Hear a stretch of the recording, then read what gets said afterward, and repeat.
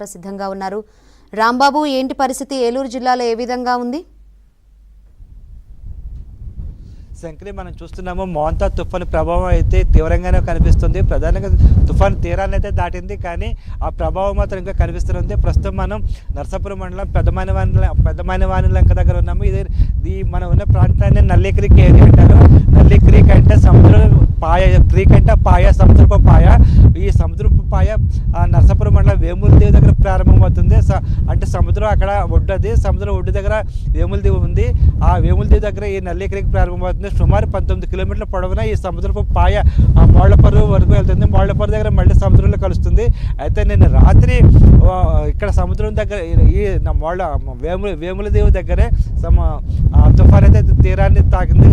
దాని తర్వాత ఇక్కడి నుంచే భూమి మీద ల్యాండ్ అయింది. ఆ తర్వాత ఒకసారి సముద్రం ఎగిసిపడడంతో సముద్రపు నీరు ఒకసారిగా ఈ నల్లి క్రీక్లోకి చేరింది. మొత్తం ఈ 19 కిలోమీటర్ల పొడవున సముద్రపు నీరంతా ఈ నల్లి క్రీక్లో కంటే సముద్రపు పాయలకు చేరడంతో ఈ పాయ చుట్టుపక్కల ఉన్న అనేక చెరువులు అయితే పూర్తిగా నీటిలో మునిగిపోయాయి. మనం చూస్తున్నాము ఇవన్నీ రొయ్యల చెరువులు. మొత్తం అంతా సముద్రపు పాయ.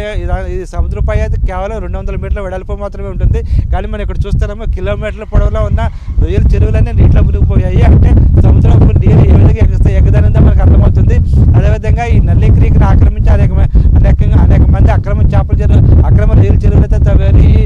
ఈ రొయ్యల చెరువులు సైతం పూర్తిగా నీటిలో మునిగిపోయాయి. మొత్తం మీద వేలాది ఎకరాల్లోని రొయ్యల చెరువులు అయితే సముద్రపు నీటిలో మునిగిపోయినట్లు మనకు తెలుస్తుంది. మొత్తం ఈ పంట అంతా నీళ్ల పాలైనట్లుగా మనం భావించాల్సి ఉంటుంది. దాదాపు 100 కోట్లలోని నష్టం ఉంటుందని చెప్పేసి అంచనా వేస్తున్నారు.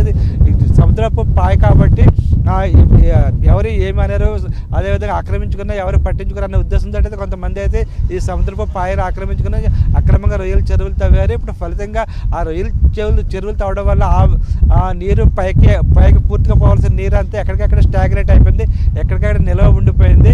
ఆ చెరువులతో పాటు పక్కన ఒరిజినల్ చెరువులు అయితే ఏమన్నాయో, రిజిస్టర్డ్ ల్యాండ్స్ చెరువులు అయితే ఏమో ఉన్నాయో అవి కూడా దెబ్బతినే పరిస్థితి అయితే ఏర్పడింది. రైతులైతే గగ్గోలు పెట్టే పరిస్థితి ఏర్పడింది ఇక్కడ. ఎందుకంటేనేమో ఈ నల్లి క్రీక్ సంబంధించి పూర్తిగా సముద్రపు పాయ, ఇది సముద్రపు పాయ కావడం వల్ల సముద్రపు ఎగదన్నినప్పుడల్లా ఈ నీరు పైకి వెళ్ళే అవకాశం ఉంటుంది. కానీ ఆక్రమించడం వల్ల అయితే ఈ రైతులైతే నష్టపోయే పరిస్థితి అయితే ఏర్పడింది. ఇక మిగతా విషయాల పరంగా చూస్తే మాత్రం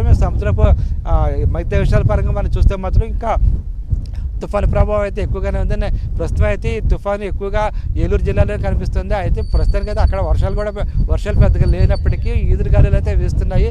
అదేవిధంగా ఏలూరు జిల్లా మీద నుంచి తెలంగాణ ప్రాంతానికి ఈ మోంతా తుఫాను పయనిస్తున్నట్లు మనకు తెలుస్తుంది. ఏలూరు జిల్లాలో అయితే ప్రధానంగా చెట్టునపాడు, ఆగడల్లంక, బేవుడలు, ద్వారకా, తిరుమల, అదేవిధంగా జంగారెడ్డిగూడెం, చింతలపూడి ఈ ప్రాంతాల్లో అయితే ఈ తుఫాను ప్రభావం కనిపిస్తూ ఉంది. అదేవిధంగా అక్కడి నుంచి చూస్తే తెలంగాణ బార్డర్ మనకు ఉంది. తెలంగాణ బార్డర్ సంబంధించి అశ్వరాపేట, అదేవిధంగా సత్తుపల్లి ఆ ప్రాంతాల వైపు ఈ మోంతా తుఫాను పయనిస్తున్నట్లు మనకు తెలుస్తుంది. అయితే అక్కడ పరిస్థితి ఏ విధంగా ఉన్నప్పుడు మాత్రం నరసాపురం నియోజకవర్గానికి సంబంధించి మాత్రం మోంతా తుఫాను అయితే పెను బీభత్సాన్ని సృష్టించాలని మనం భావించాల్సి ఉంటుంది.